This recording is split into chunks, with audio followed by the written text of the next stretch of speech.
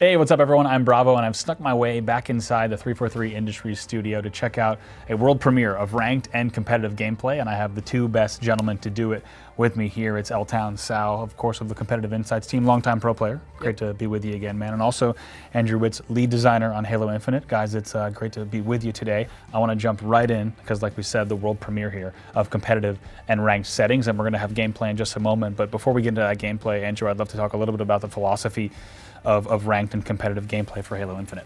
We looked at competitive settings the same way that we looked at the rest of the game. Like we kind of talked about it. We wanted to be very, very Halo to its core, right? And like uphold the pillars of Halo. We really wanted to make sure that this the competitive settings felt like competitive Halo, felt like home. Battle rifle starts only, no secondary weapon, no motion tracker, and no grenade hit ticks. So those are the baseline settings across the game.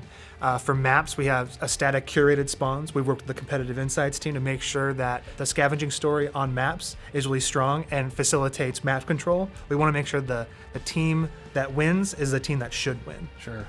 You'll have to excuse me because I'm containing my excitement here, and I know a lot of fans of competitive Halo over the years will be really excited to hear about these settings too, and also to see them in action. So I think let's go ahead and jump right into the gameplay right now. Of course, L-Town, this is going to be your gameplay that you've been so kind to share with us. This is going to be a full pro team competitive insights gameplay, which is pretty cool to see kind of all of you guys who have been going at each other over the years, playing a game now here of Strongholds on Recharge. Those of you who've been playing in the Halo Infinite flight weekends will of course have been able to get your hands on this exact game type, but we're going to now see it for the first time from a competitive POV with competitive settings, of course, also with some pro player point of view. So Sal, walk us through the opening here, Strongholds on Recharge. So this is Strongholds. Obviously, you have to go for the other Strongholds, but we're going for mid control here and camo. And my teammates are mid map, kind of forcing those two players into me. I get the easy double. I get the triple as well. Where is it? And apparently I get the overkill too. Yes, I do. So not a bad start, complete control, and now I'm capping C. Not bad at all, not bad at all. I'm wondering, I mean, you know these guys pretty well. I don't know if any like cash was exchanged to allow you to open up with an overkill here on this world premiere of competitive gameplay, but excited to be able to look at this gameplay here. I think one of the first things that we, of course, want to talk about is Stronghold as a game type. Now, you were just talking about game modes, Andrew, and the fact that we have a little bit of different scoring mechanics here, which make a big difference in terms of the endgame. Strongholds is returning from Halo 5. Really thought that it did very well in Halo 5 and it was well regarded by the competitive community. So we want to iterate on it in meaningful ways. And one of those meaningful ways is how to contest and how scoring works. In Strongholds, when you own two zones, you begin scoring. And now if the enemy team captures any progress towards one of your zones, it stops your scoring run. So that way, you need to maintain absolute control over all of your captured zones to continue scoring. Yeah, absolutely. I think it's a great change, and anyone who played a lot of Halo 5 or watched a lot of Halo 5 Strongholds will remember scenarios where they had all the pieces in place to maybe get a perfect comeback, and even though they were halfway through the cap on that Stronghold, they needed, as you called it, like the drip time allowed the other team to win, and it felt a little bit anticlimactic. So I think a lot of people have already seen in the Halo Infinite flights the ability to stop everything on the dime and come back is pretty fantastic to see. Another thing we'll talk about here, of course, is equipment. Sal, we're already seeing you kind of use that equipment and make sure that you're using Grapple to be everywhere you need to be on the map right now. Yep, just making sure I'm getting resets and Strongholds and helping my team by getting those quick flanks and quick routes. Another thing we should talk about, of course, is such a big piece of this that we're going to see is just the fact that we have motion tracker disabled and how that impacts moment-to-moment gameplay throughout the entirety of competitive play. You're going to see a lot of examples of that, of course, in this game, but we should talk, guys, Andrew, I'll start with you, just about the decision there and just how much that impacts the gameplay. Yeah, we really wanted the game to be as competitive as possible, working with the Competitive Insights team to kind of make sure we measure up in that regard. And part of the things, one of the things we wanted to kind of focus on was awareness, right? Awareness and communication being really pivotal to which is the better team that wins. So that's why we pursued that direction, and you'll see a lot of the outcomes here in terms of how that rolls. Yeah, absolutely. Sal, you put it best when we were talking earlier, just before we started recording. Just talking about information earned and the fact that given versus earned. Yeah, yep. Absolutely. Just how important that is. Yeah, so we wanted players to actually have to go out of their way and get info themselves versus like an indicator or UI telling you where players are and how weak they are. So it's just more awareness and more skills and more thought process on this. Yeah, absolutely. As we take a look here, about 70 to 56, still a pretty close game here. As you're going to go ahead and get another reset here, but you guys are doing pretty well in terms of just ability to continually rotate and collapse on the opponent as well. Yep, just using some good comms here, collapsing on Stronghold together, and nice bait and switching going on right here.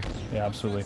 I think another thing we should talk about too, as you're going to go ahead and get this kill back, Hydro, you're going to be able to pick up. We're going to see some sword and some equipment play. So this is probably a good opportunity to talk about some of the equipment balance in the game. So right here, I pair repulsor and sword to get some creative shortcuts here. And that guy had no idea. So that movement, that shortcut, mixed in with no motion tracker, this allows you to make crazy plays like that, honestly. Yeah, absolutely. There's so many pieces to talk about there. Just the fact that you can creatively go from bottom middle all the way up to top A like that with the sword. Like you said, if someone is watching motion tracker in a competitive setting, they're going to be watching that doorway. That play doesn't really happen in those settings, so it's pretty fantastic to see. And by the way, everyone's just running away from you with their heads down at this point in the game as you're racking up even more kills. But that brings us perfectly actually to a camo pickup. And the first thing we'll talk about here is just the new mechanic, Andrew. Of course, people have seen it, but it's worth talking to you as lead designer on the decision there, to, of course, in conjunction with the sandbox team to make sure that the camo is actually pocketable and you can determine when you want to activate it.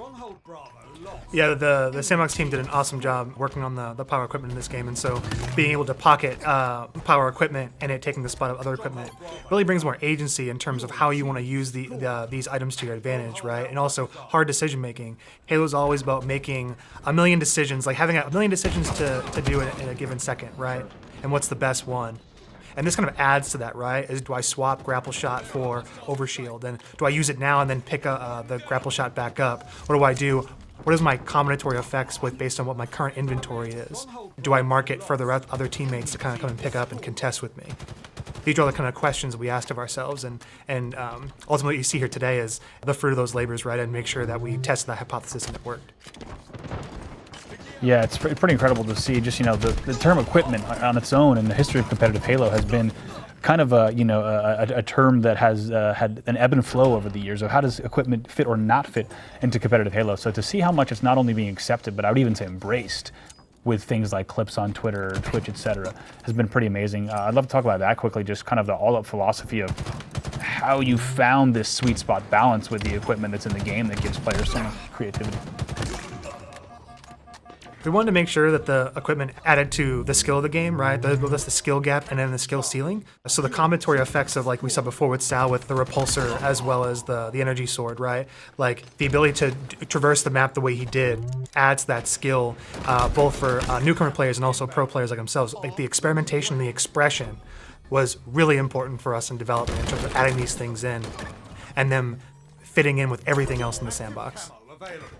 Let's see them try to take it from us. Sure, here's another camo pickup. Sal, you guys have really been on top of that camo and activated immediately. And probably the most interesting thing to talk about there, right, is the lack of grenade hit markers that player would have had in that situation. Yep, exactly. So that player actually had no idea how much damage he was actually doing or if he was even hitting me. Yeah. He had to go out of his way to make sure that I was weak and get the kill on me. My play right there was to make him waste as much time as possible and to put him in a spot where my teammates could get the cleanup trade on him. Absolutely, and that's a situation that plays out completely differently with both motion tracker and grenade hit markers on. Also forces that player to even spend those grenades, right? So it really changes the way that plays out. It allows you to have so much more power as a player there. You're burning camo, you're spending that player's grenades, and you're also taking that player out of the situation. There's probably at least going to be a trade there, and it really changes the way that all that plays out. Yep. Absolutely. Another thing I'd love to talk about here as we see more continuous control from Sal and Team Andrew is also just the dynamic between, of course, we've got the BR utility weapon that so many players will be excited to see, but we're also seeing Sal use a lot of Mangler. We're seeing some Commando. How you guys really thought about the dynamic between this utility weapon is really important, and it is such a core part of the gameplay. However, the weapons on the battlefield are also a big piece as well. Yeah, I think the Sandbox team did a really excellent job of making sure that all the weapons have a specific role in the game. The battle rifle being the utility weapon is really important for players to being viable off of spawn, right? Them having expression off of spawn. But we didn't want to have scavenging is so important to the game, right? And so we wanted to keep on having them scavenge the battlefield. How we did that was we took away that secondary weapon slot and have it be free, so it's only the battle rifle off of spawn. And so optimizers will want to fill their inventory, fill their pockets in order to be able to be as effective as they possibly can in a match. So going with that scavenging story of the map being very curated with very specific items and toys in the map, and filling up their inventory is super important. Yeah, absolutely. We see another camo grab here from Sal as well. This time I live. Nice job there. Going to be able to to get away, and also, you know, of course, be able to go away now with a grapple camo mangler, which is a pretty sweet setup as well. Pretty ideal. Let's see what I do with it. Let's go ahead and see. And at this point, of course, it's right now 216 to 137. One thing worth talking about with that new scoring mechanic, Sal, is, one sec.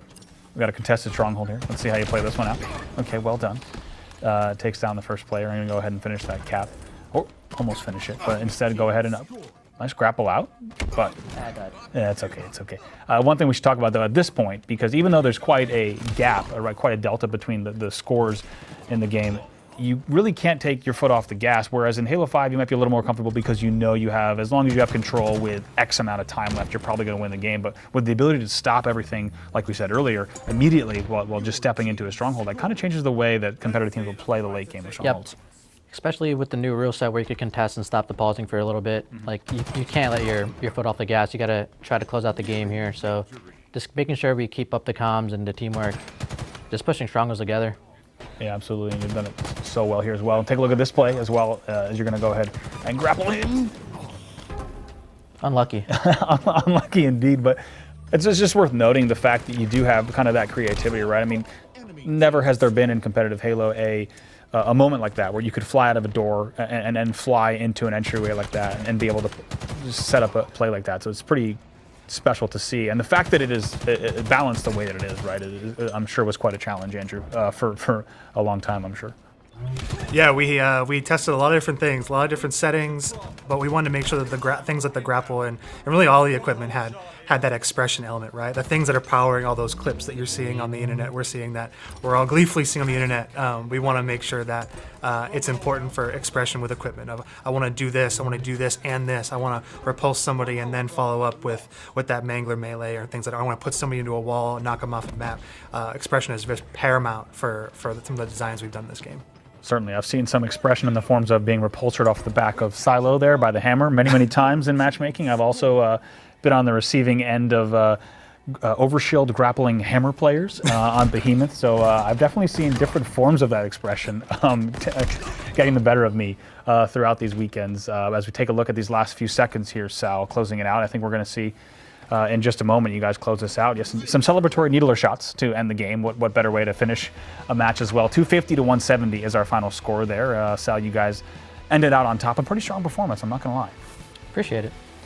We'll go ahead and take a look at the post-game Carnage report too, because there's some sweet PGCR stats, and some people will have seen a little bit of this in the post-game Carnage reports in the flighting, but a few things that are worth highlighting here. Of course, your overkill, but on top of that, you've got some cool things here in terms of defensive kills, offensive kills, also things like the max spree, which people will be familiar with, but there's some newcomers as well. Returning stats like shots hit, versus shots fired, but also one that you and I were talking about is also damage taken, which is a cool stat to have. That's personally my favorite, because that is like the unsung hero. It tells a real story, because some players might have the most kills, but they're actually not having the most influence on the map. Yeah. So damage taken is part of that story, where a person could be causing chaos and getting shot at from everyone on the opposing team, like a distraction. Like, for example, like Austin might have more kills, but I could be taking more damage because I'm making it easier for him, you know? Yeah, absolutely. And as a commentator, as an analyst, the fact that we now have a piece of that story, if you think of the hundreds of thousands of hours of competitive Halo gameplay that have taken place, just the fact that we've never really had the story, Andrew, of damage taken and what that was for each match. So the fact that looking at Halo Infinite tournaments, we're going to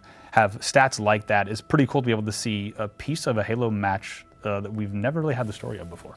Yeah, it's just all this conversation around stats and PGCR just kind of makes me really happy, because ultimately that's what this whole feature is for, right? Is to tell the story of the match of not only how did you do, how did your team do, how did the enemy team do, right? Where do you need to improve, right? Or how could you have done things better? Yeah. Really, that whole story is why features like this exist, and so that we're sitting here talking about like nuanced stats and things like that. It's really good, just like being in this moment in time, how close we are to launch. Totally, yeah. I think it gets us excited. I'm sure so many viewers as well of this video getting kind of excited about those nuanced little details, just like you say. L-Town, I'll start with you. Any closing words as we take a look at your gameplay here and show off competitive and ranked gameplay to the world? Honestly, I'm just excited for everyone to get their hands on this. We worked hard, and I hope everyone's happy with the settings we landed on. Yeah, absolutely. Yeah, likewise.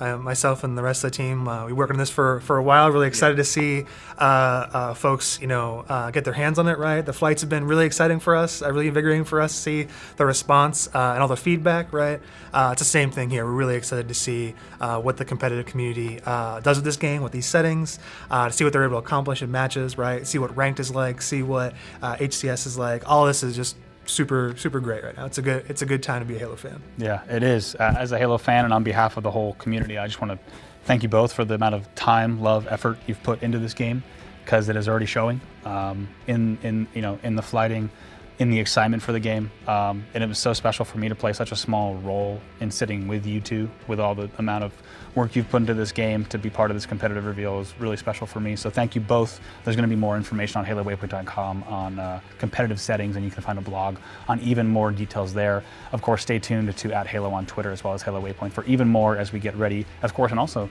at HCS as we get ready for the first Halo tournament shortly after launch as well.